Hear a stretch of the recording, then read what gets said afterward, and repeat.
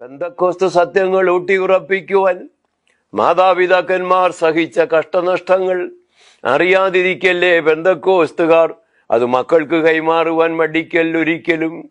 ഈ ചെടി നട്ടുനനച്ചു വളമിട്ടു വളർത്തുവാൻ രക്തം ചിന്തിയോർ പലർ നാം അത് മറക്കല്ലേ. ഈ വൃക്ഷത്തണൽ പറ്റി ജീവിതം ആസ്വദിപ്പോർ ഈ വൃക്ഷം വൃക്ഷമായതെങ്ങനെ അറിയേണ്ടേ.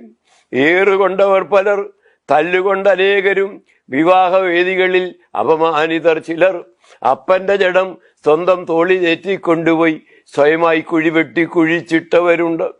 ചുറ്റുപാടിനാലേറെ വെറുക്കപ്പെട്ടവരെന്ന് ബന്ധുമിത്രങ്ങളാൽ പരിത്യക്തരായവരെല്ലാം. കച്ചവട സ്ഥലമെന്ന് അന്യമായ അനേകർക്കും ക്ഷൗരക്കത്തി വിലക്കപ്പെട്ടവരെത്രയോ പേർ. കപ്പയും മീനും തിന്നും സൂത്രക്കാരിവരെന്ന് പുച്ഛിച്ചു പുറന്തള്ളി മാതാപിതാക്കന്മാരെ.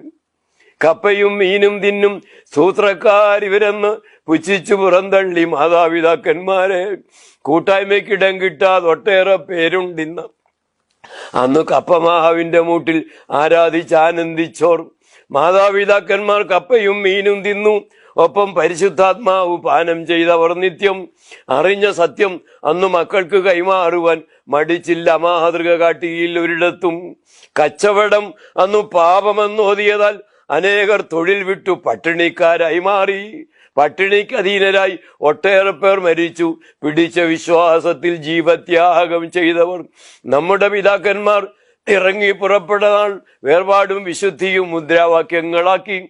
ഈ മുദ്രാവാക്യം കേട്ട് അനേകർ ഉണർന്നൊന്ന് ഛേദലാഭമായതെല്ലാം ഛേദമായവയെല്ലാം ലാഭമെന്നെണ്ണിയവർ.